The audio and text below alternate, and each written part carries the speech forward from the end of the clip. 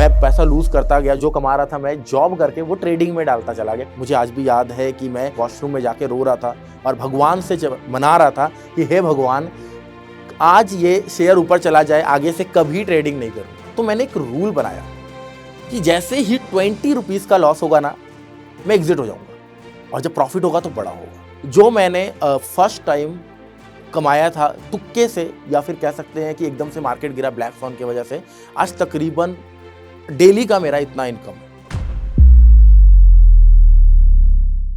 This video is made for educational purposes only and are not meant for financial advice. Viewers are recommended to consult registered financial and investment advisors before making any investment. We disclaim all liability for any loss or damage as a result of any investment that you may consider. We do not promote any finance or investment related courses or products through this channel. नमस्कार दोस्तों, मेरा नाम दीपक कुमार है।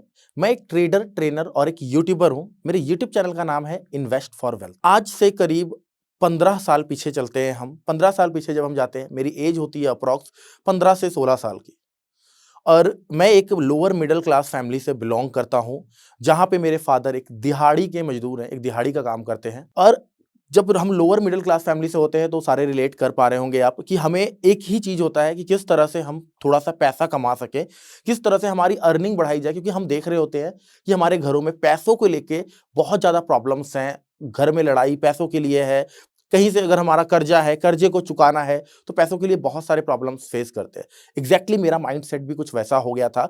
मैं बहुत छोटी सी उम्र में काम करने का ठान लिया, और मेरा दिल करता था कि मैं इलेक्ट्रिक का वर्क करूं, इलेक्ट्रिक के शॉप पे मैं वर्क करूं, क्योंकि मेरे को टेक्निकल चीज़ें काफ़ी ज़्यादा पसंद आ रही थी।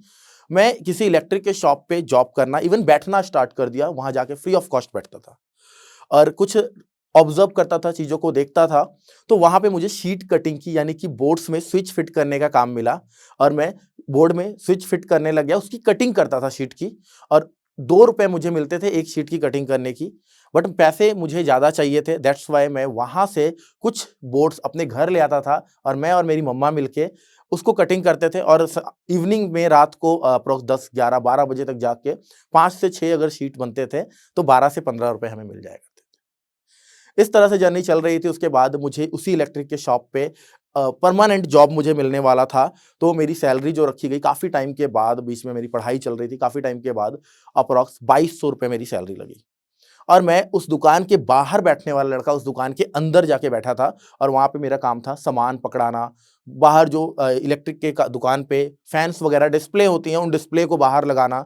तो जब मैं छोटी सी उम्र में फैंस, बड़े बड़े पोडेस्टल फैंस, फर्राटा फैन होता है जो, वो बाहर डिस्प्ले लगाता था, इवनिंग में फिर लेके आता था, तो अंदर से ना काफ़ी बेकार फील करता था कि यार कैसी ज़िंदगी दी है, इससे बढ़िया तो पैदा ही ना हुआ होता।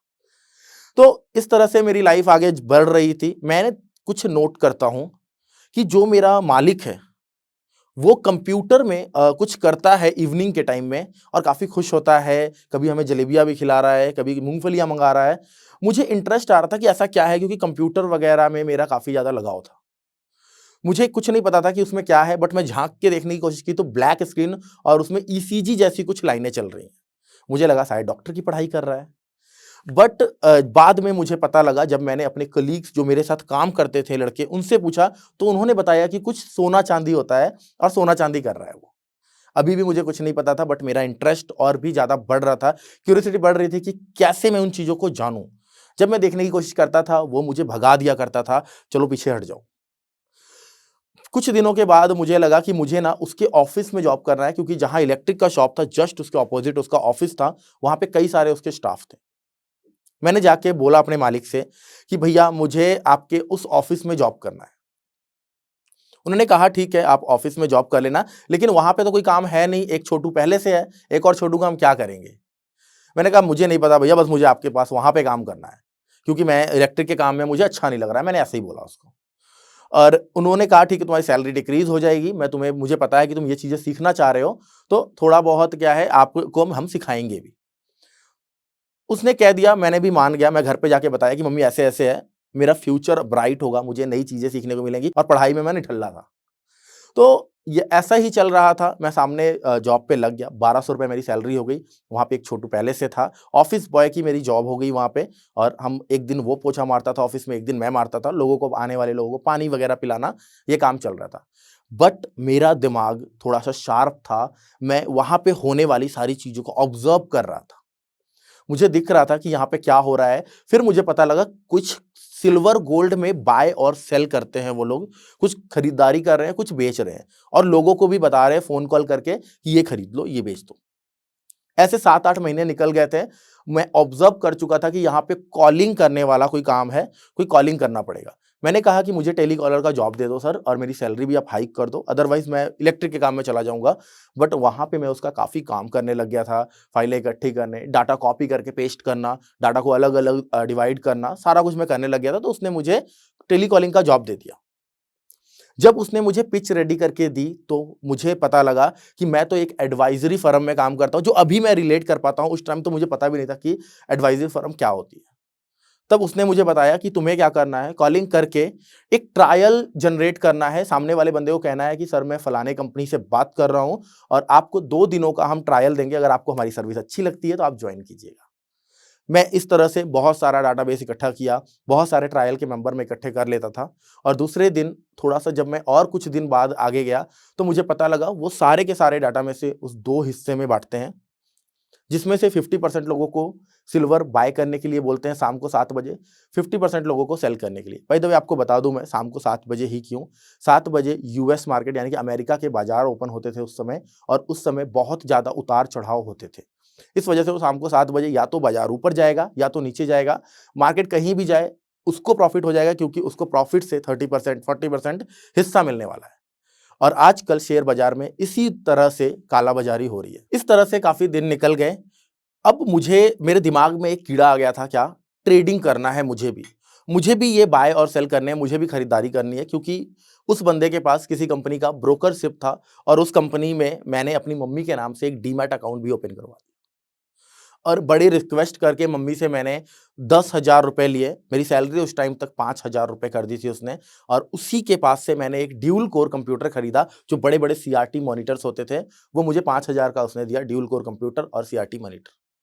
मैं घर लेके आया, वहाँ पे एक सॉफ्टवेयर ऑडिन होता है, ऑडिन डाउनलोड किया, मम्मी के नाम का अकाउंट खोला, बट ऑफ़िस में हमने नहीं बताया था कि ये मम्मी का अकाउंट है। मैंने बताया कि सामने किसी ने अकाउंट ओपन करवाया है मेरे घर के। 10,000 रुपए मम्मी से लिया, चेक जमा करवाया। ट्रेडिशनल ब्रोकर्स होते थे, चेक लेते थे, पैसे ऑनलाइन कुछ ज़्यादा होता नहीं था। चेक जमा करवाया मैंने और ट्रेडिंग स्टार्ट कर दी। फर्स्ट टाइम मैंने कॉपर में ट्रेड किया। मेरे ट्रेड करने का, मेरे एनालिसिस करने का क्या तरीका था, एनालिसिस क्या होता है वो भी नहीं पता था। बायर और सेलर का विंडो होता था एक्चुअल में, वो भी यही करता था, तो मैंने यही सीखा था। बायर और सेलर में अगर बायर ज़्यादा हैं, तो मैं बाय करूँगा, सेलर ज़्यादा हैं, तो मैं सेल करता था। फर्स्ट टाइम मैंने कॉपर में ट्रेड करके 750 रुपए बनाए। उस दिन मैं बहुत खुश हुआ और उसके बाद मैं ऑफ़िस जाना कम कर दिया। इवन बहुत ज़्यादा कम कर दिया, मैं ऑफ़िस बंद ही करने वाला था। कुछ टाइम ऐसा चल रहा था, एक दिन मेरा जो कलीग था इलेक्ट्रिक के शॉप पे, उसने मुझे दिहाड़ी पे लेके गया कि 200 रुपए दिहाड़ी देंगे तुझे, मेरे साथ तारें खिंचवानी है, तार डालते हैं, दूसरी तरफ से खींचना पड़ता है। तो मैं चला गया, उस टाइम मेरा एक ट्रेड चल रहा था, फ़ोन टेलीफ़ोनिक होता था क्योंकि मोबाइल ऐप मैंने डाउनलोड नहीं किया, उस टाइम पे उतना अच्छा फ़ोन मेरे पास होता भी नहीं था। तो एक्सटेल, वाईटेल 2200-2300 के फ़ोन आते थे, सोनी एरिक्सन का कॉपी, वही लेता था मैं। तो मैं ट्रेड डला हुआ है मेरा, ब्रोकर को कॉल करवा के, सिल्वर माइक्रा में मेरे ट्रेड थे, 2 लॉट थे मे बी। उस टाइम शाम को कुछ डेटा आने वाला था, जिसे अनएम्प्लॉयमेंट डेटा कहते हैं, वो आया और पूरा का पूरा सिल्वर क्रैश हो गया। अप्रॉक्स 4 से 5% सिल्वर टूट गई। मेरा माल पूरा नेकेड डेबिट हो गया मेरा अकाउंट, यानी कि पूरा का पूरा पैसा उड़ गया। जितने पैसे मेरे बचे थे, पहले ही मैंने 2-3 हज़ार उड़ा चुके थे, 7-8 हज़ार मेरा उस ट्रेड में उड़ गया और मेरा माल कट गया। सामने से शॉर्टफॉल कॉल आ गया मेरे पास कि आपका मार्जिन शॉर्टफॉल हो रहा है, पैसा दो अदरवाइज़ माल कट जाएगा। पैसा तो था नहीं, बट मेरा काम में दिल नहीं लगा और उस दिन मुझे आज भी याद है, मेरे उस्ताद ने मेरे को एक हथौड़ी से मेरे पैर पे मारा कि तू काम पे ध्यान नहीं दे रहा है। बट मैं कहाँ से काम पे ध्यान दूँगा, मैं उस समय ही रोने लगा कि मुझे घर जाना है, मैं घर चला गया। इस तरह से मुझे पता लग गया कि शेयर बाज़ार से पैसा नहीं कमाया जा सकता। ये टिप्स वाले ही कमा सकते हैं जो लोगों को लूट रहे हैं, हम नहीं बना पाएँगे। शेयर बाज़ार में पैसा बनता नहीं है, पता नहीं क्या होता है। और मैं फिर बैक टू जॉब और अपने जॉब पे मैं आ गया, इलेक्ट्रिक का काम करने लगा क्योंकि अब मेरा मोटिव क्या था, पहले क्यों गया था मैं वहाँ पे, मुझे लग रहा था वो अच्छा, मेरा पैशन था, इसलिए मैंने अपनी सैलरी डिक्रीज़ कर ली। फिर मैंने वो काम छोड़ दिया और मैं अब ज़्यादा से ज़्यादा पैसा कमाना है, मैं फुल इलेक्ट्रिक का काम करने लग गया, कोठियों की फिटिंग में जाने लग गया और मेरी अच्छी खासे पैसे मेरे को आने लग गए थे, कमीशन पे मैं काम करने लग गया था। ऐसे ही कुछ टाइम चलता रहा और भूल चुका था मैं कि कुछ शेयर बाज़ार नाम की चीज़ है। उसी के बाद मैं एक प्रेम प्रसंग में पड़ गया। लड़की कोलकाता की थी और मुझे पंजाब छोड़ के कोलकाता जाना पड़ा। लड़की के प्यार ने मुझे खींच लिया और मैं पहुंच गया कोलकाता बगैर कुछ सोचे। मम्मी को झूठे दिलासे देके कि जो शेयर बाजार का काम करता था ना, फिर से वही काम करूंगा और बहुत बड़ी कंपनी से ऑफर है। मम्मी भी बेचारी चाहती थी कि ये कुछ बड़ा करे, कुछ अच्छा करे, और उन्होंने टिकट कटवाया, भेज दिया, क्योंकि वहां पे मेरी मासी का घर था कोलकाता में। मेरी मदर जो है वो कोलकाता से बिलोंग करते हैं। मैं कोलकाता गया, मासी के घर पे रहने लग गया। और मेरी वाइफ, जो अभी मेरी वाइफ है, उस टाइम मेरी गर्लफ्रेंड थी। और वो मुझे मैं उसको बोला कि अब जा रहा हूं, मैं किसी इलेक्ट्रिक के शॉप पे ढूंढूंगा कोई काम और करूंगा। तो बोलती है नहीं, तुम्हें इलेक्ट्रिक के शॉप पे काम नहीं करना है, तुम्हें करना है कोई कॉर्पोरेट कंपनी में जॉब। मैं कहा ऐसा कैसे हो सकता है, मैं उतना पढ़ा लिखा भी नहीं हूँ और मुझे कुछ पता भी नहीं है। मैं तो या तो दिहाड़ी कर सकता हूँ, या मैं ईंटें तोड़ूंगा, या मैं इलेक्ट्रिक का काम कर सकता हूँ, मुझे और कुछ नहीं आता। और कह रही मैं करवाती हूँ, फ्रेशर लोग की जॉब्स निकलती हैं और अगर 10वीं पास हैं तो भी वो उनको लेते हैं। मैं कहा ठीक है। उसने एक मुझे रिलायंस का इंटरव्यू में भेजा। रिलायंस जीएसएम उस टाइम चल रहा होता था। मैं वहां पे इंटरव्यू देने गया। जो इंटरव्यूअर था, मुझे कुछ नहीं पता था, वो मुझसे पूछा कि सेल्स करना है, बेच लोगे कुछ। मेरा एक वर्ड था और वो मैं कभी नहीं भूलूंगा। मैंने कहा मैं गंजे को कंघी बेच दूंगा। उसने कोई भी क्वेश्चन नहीं पूछा, मेरा सिलेक्शन हो गया। बट मैं क्यों कहा ऐसा? जब मैं टिप्स सेल करता था, जब मैं लोगों को एडवाइजरी देता था, मेरा टेली कॉलिंग का ही काम था और बहुत सारे लोगों से मेरा पाला पड़ता था। बट मैं कुछ भी घुमा फिरा के उनको ट्रायल पैक चिपका ही देता था। तो मुझे बात करने की टेक्निक आ गई थी कि किस तरह से बात करके लोगों को अपने वश में किया जा सकता है। और मेरा जॉब वहां से शुरू हो गया। रोड के ऊपर सिम बेचने का काम था। मैं बिल्कुल रोड साइड पे, मेरी एक कैनोपी मिल गई, एक और टीम मेंबर मिल गया और मैं वहां पे सिम बेच रहा था। कुछ दिन इस तरह से ही मेरे निकल गए। जो मेरे साथ एक और कलीग था मेरा, वो जॉब छोड़ चुका था। एक दिन मुझे वो मिलता है। मैं कहा भाई तू यहाँ पे कहाँ, राहुल नाम था उसका, या तू यहाँ पे कहाँ? कह रहा मैं तो अब जॉब चेंज कर दिया हूँ और मैं जॉब कर रहा हूँ एंजल ब्रोकिंग में। मेरा दिमाग शांत हो गया। मैं कहा यार एंजल ब्रोकिंग मतलब शेयर बाजार, ये कलकत्ता में भी है ऐसी कंपनी, ये तो पंजाब में है। मुझे पता ही नहीं था, क्योंकि मैं तो उससे बहुत दूर चला गया था। मुझे ऐसा लगा जैसे मेरा पुराना प्यार वापस आ रहा है। दोबारा से मेरे अंदर एक ज्वालामुखी फट गई। मैं उसको रिक्वेस्ट करने लगा मेरी इंटरव्यू करवा दे। मैं इंटरव्यू देने गया और दूसरे ही दिन इंटरव्यू देने चला गया। जिस हाल में मैं रिलायंस में होता था, कैनोपी पे बिल्कुल पतले पतले जीन्स पहन के, उसके ऊपर जलसा शूज होता था, गले में कभी मफलर है, वैसे ही पहुंच गया। बटन 2 खुले हुए हैं। एचआर ने मुझे भगा दिया भाई।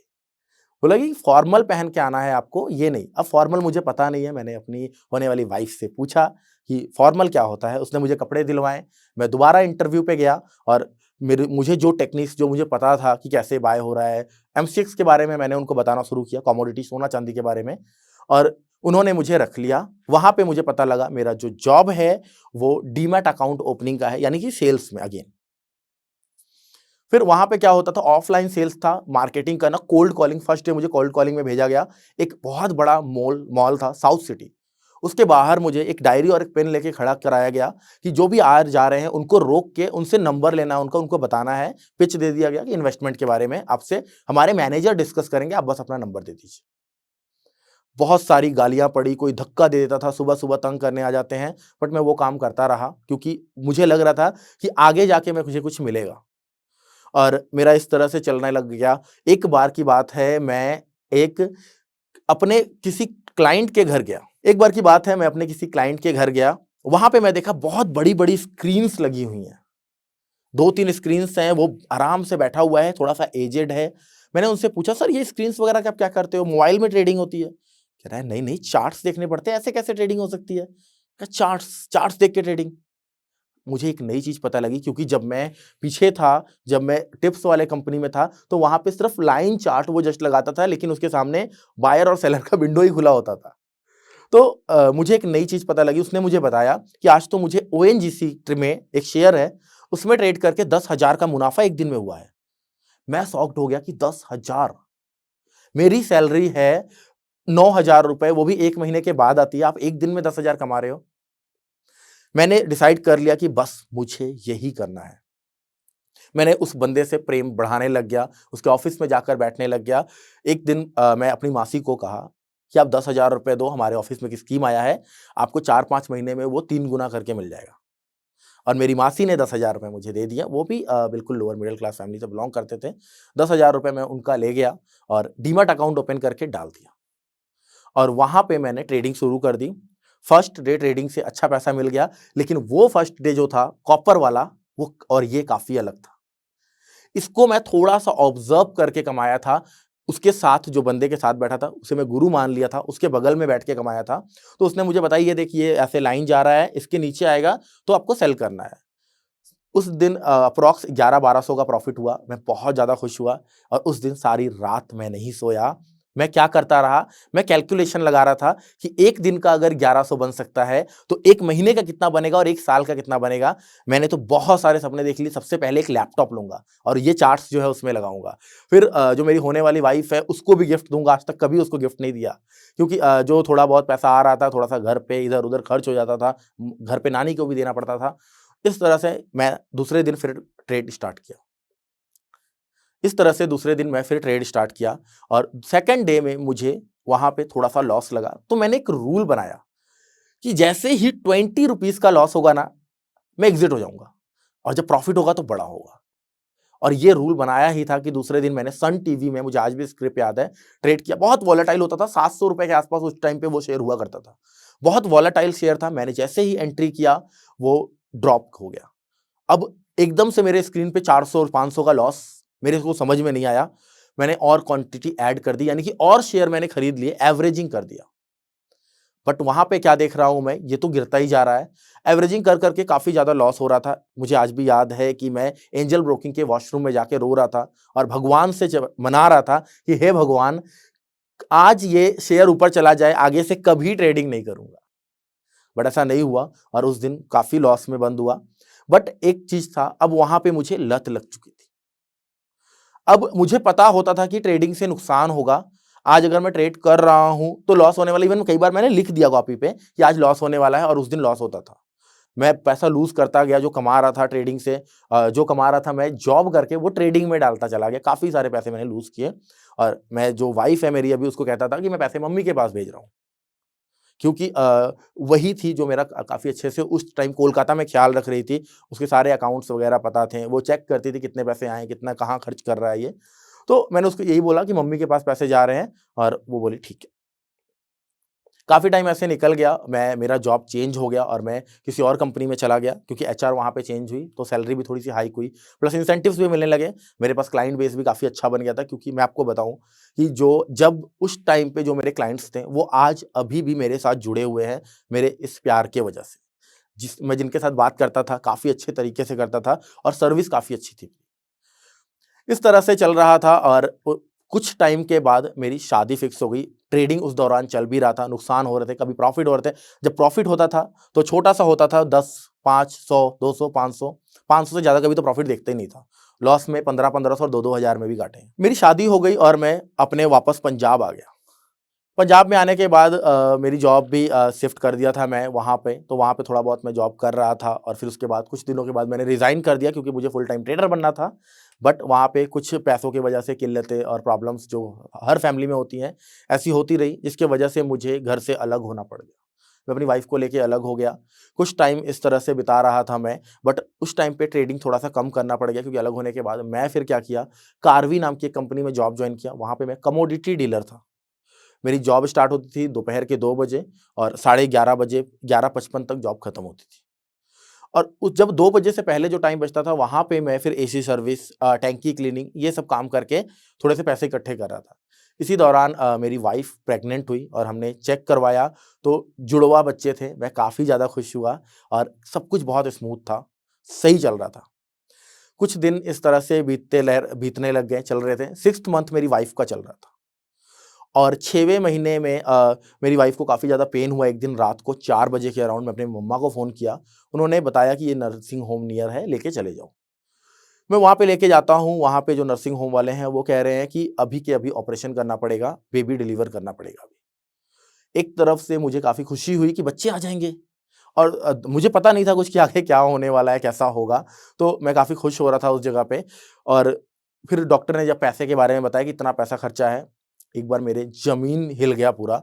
उसने कहा कि 30-40 हज़ार रुपये लग जाएंगे ऑपरेशन के। बट मेरे पास तैयारी सारी थी, मेरे पीएफ के पैसे थे, 11-12 हज़ार मेरी वाइफ के पास था, हमने 50-60 हज़ार रुपये का अरेंजमेंट किया था। और मुझे पता था कि जब 9 महीने में डिलीवरी होगी तो 50-60 हज़ार रुपये इनफ है, अगर ऑपरेशन से भी होता है तो इतने में हो जाता है। तो मैंने अपने जस्ट जीजा जी को फ़ोन किया, उन्होंने कहा कोई दिक्कत वाली बात ही नहीं है, मैं बैठा हूँ और तुम ऑपरेशन करवाओ। मैं काफ़ी खुश हो गया, मेरी सिस्टर पैसे लेकर आ गई। ऑपरेशन होने के बाद बेबीज़ आए, मैं बेबी को देखने गया, मैं कह रहा हूँ बच्चा कहाँ है? वो कह रहे ये बच्चा है, और मैं देख के हैरान, बिल्ली के बच्चे के साइज़ के मेरे 2 बच्चे। और वो डॉक्टर कह रही है कि फटाफट इन्हें शिफ्ट करना पड़ेगा किसी बड़े हॉस्पिटल में, क्योंकि उससे पहले उन्होंने मुझे से साइन करवा लिया था। अब मैंने कहा कौन से हॉस्पिटल में, मुझे तो पता नहीं। कह रहे हमारे पास ऑक्सीजन नहीं है, और बच्चों को ऑक्सीजन में निकू होता है, एनआईसीयू में रखना पड़ेगा। मुझे कुछ समझ नहीं आ रहा था, मैंने अपने फैमिली को बुलाया, और मेरे जो कलीग्स थे कार्वी के उनको बुलाया, वो भी आए, और उन्होंने सबने मिलकर एक डिसीजन लिया कि एसपीएस, जो कि अपोलो हॉस्पिटल है लुधियाना में, वहाँ पे शिफ्ट करते हैं। मैं लुधियाना में अपोलो हॉस्पिटल में बेबीज़ को लेके चला गया। 1 दिन के बाद ट्रीटमेंट शुरू हुआ, 1 दिन रखे, इवनिंग में जब बिल होता है, मैडम ने कहा कि जाके पेमेंट करके आओ। जब मैं पेमेंट देखा तो मेरे होश उड़ गए, 50,000 रुपए 1 दिन का। और मैं 200-300 ट्रेडिंग से कमाने वाला बंदा, छोटा-मोटा सैलरी कहाँ से लेके आऊँगा? मैंने फिर से जीजा को अपने फ़ोन किया, और उन्होंने मुझे 57,000 रुपीज़ उधार दिए। मैं वो लिया और बिल पेमेंट किया। पेमेंट करने के बाद हमने डिसाइड किया कि नहीं, हम बच्चों को लेके जाएँगे पीजीआई में चंडीगढ़। पीजीआई चंडीगढ़ में लेके गया हूँ, तो डॉक्टर्स ने बोला कि आपके बच्चे काफ़ी स्वस्थ हैं, सिर्फ़ उनको ऑक्सीजन में रखने की ज़रूरत है, केयर की ज़रूरत है। एनआईसीयू में जैसे कि माँ का वॉर्म होता है, एग्ज़ैक्टली वैसे ही एक काँच के घर में रखना है। उनको कोई दवाई या कोई ट्रीटमेंट ज़्यादा नहीं चाहिए। तो बट वहाँ पे रखने का ही चार्ज बहुत ज़्यादा था, 1 दिन का 50,000 2 बच्चों का। मैं अफ़ोर्ड नहीं कर सकता था, मैंने वहाँ पे डाला, और वहाँ पे 1 बेड पे 4-4 बच्चे थे। मुझे कुछ नहीं पता था कि बच्चों को इन्फेक्शन बहुत जल्दी होता है। और वहाँ पे मेरी बेटी को, गुड़िया, एक बेटा था, एक बेटी थी, बेटी को इन्फेक्शन हो गया। 4 से 5 दिनों में बेटी वहाँ पे खत्म हो गई। जब मैंने अपनी वाइफ़ को बताया कि बेटी नहीं रही है, तो वो आई, देखा, मैं बिल्कुल शॉक्ड हो गया वहाँ पे, वो भी बिल्कुल हैरान हो गई कि ये क्या हो गया? अभी भी वो डॉक्टर हमारे ऊपर चिल्ला रही थी, क्योंकि हमारी जो फैमिली आती थी, हम लोग वेल मेंटेन्ड रहते हैं, तो उनको देख के लगता नहीं था कि इन लोगों के पास पैसे नहीं होंगे। इवन मेरी माँ के पास पैसे थे भी, बट वो ज़रूरी पैसे थे। मेरी सिस्टर का मैरिज होने वाला था, मेरी शादी होने वाली थी मेरी सिस्टर की 2nd मंथ में। जब बेबी हुए उसके नेक्स्ट मंथ में शादी होने वाली थी, और वो पैसा लगाया नहीं जा सकता था, क्योंकि शादी फिक्स हो चुकी थी। इस तरह से मैंने गुड़िया को हम नहीं बचा पाए, बट मैंने कई जगह पर फ़ोन किया कि अब क्या किया जाए। वो डॉक्टर अभी भी कह रही थी एक बचा है, इसको ले जाओ, ये भी खत्म हो जाएगा।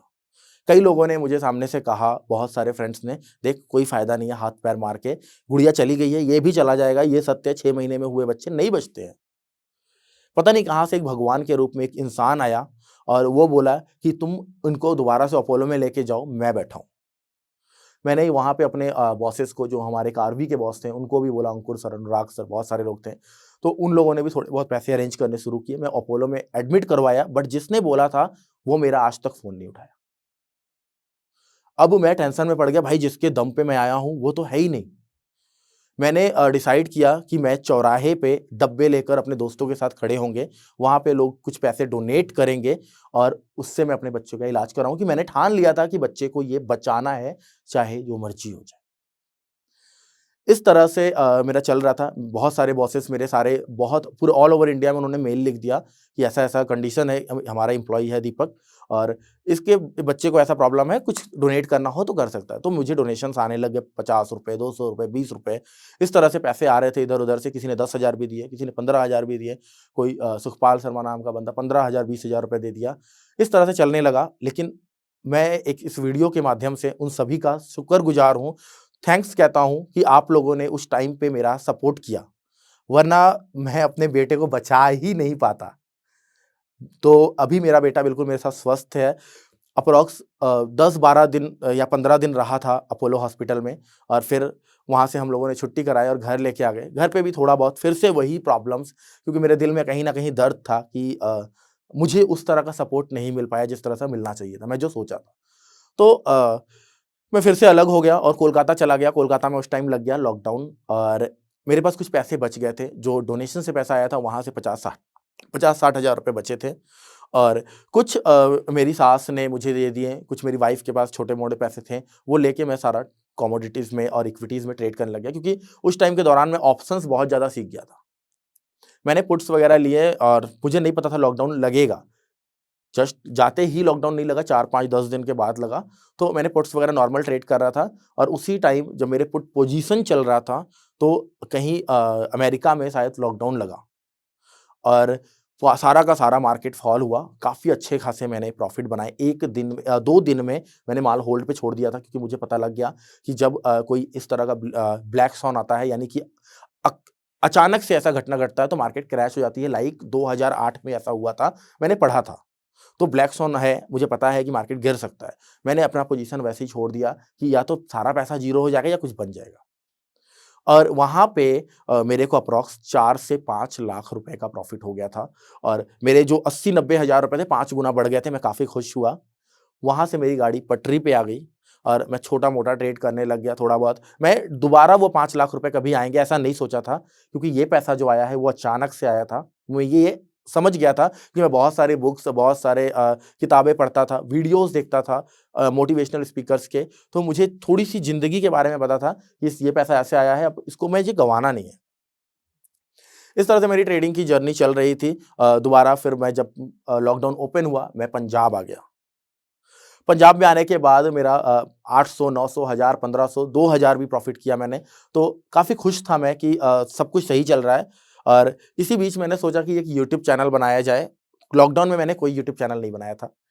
कोविड के बाद मैंने यूट्यूब चैनल स्टार्ट किया। यूट्यूब चैनल मेरा था, बट वो यूट्यूब चैनल है ये मुझे पता ही नहीं था क्योंकि जब कार्वी में जॉब कर रहा था, तो कार्वी में फ्रॉड हुआ था 5000 करोड़ रुपए का। कार्वी के वहाँ से सारे एम्प्लॉइज़ वो फायर कर रहे थे। तो मैंने जस्ट एक नॉर्मली वीडियो बनाया था कि कार्वी में ये प्रॉब्लम हुआ है और वो वीडियो में 200-400 व्यूज़ थे।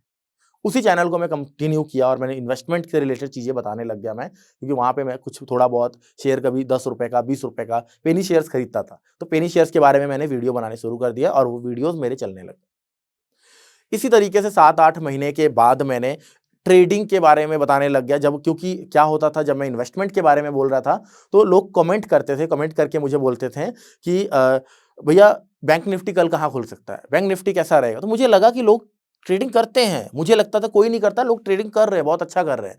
फिर मैं ट्रेडिंग से रिलेटेड चीज़ें बनाने लग गया। इससे पहले इसी दौरान मैंने बहुत सारे कोर्सेज़ भी किए थे इधर से, उधर से और काफ़ी सारा नॉलेज एक्वायर किया था। वो नॉलेज मैं डिलीवर करने लग गया और मैंने प्लान किया कि मैं तो अपने लिए एनालिसिस कर ही रहा हूँ, क्यों ना मैं इसको लाइव स्ट्रीम कर दूँ और सभी इसको देखें। और मैंने लाइव स्ट्रीम शुरू किया। 100-200 लोग आते थे और देखते थे, कुछ गाली देते थे, कुछ अच्छा बोलते थे, चल रहा था इस तरह से, बट मैंने हार नहीं मानी। मैं कंटिन्यू करता रहा लाइव स्ट्रीम, क्योंकि मैंने अपने लिए जो करना है जस्ट वो डिलीवर कर रहा हूँ। तो मैं लाइव स्ट्रीम कर रहा था। इस दौरान मैंने बहुत सारी चीज़ें देखी, बहुत सारी चीज़ें मैंने प्रैक्टिस के साथ सीखा। अगर आपको लगता है कि आपने आज कोई कोर्स परचेज़ कर लिया या आपने कहीं बुक्स पढ़ ली है, तो कल से आप ट्रेडिंग करने लग जाओगे, ऐसा नहीं है।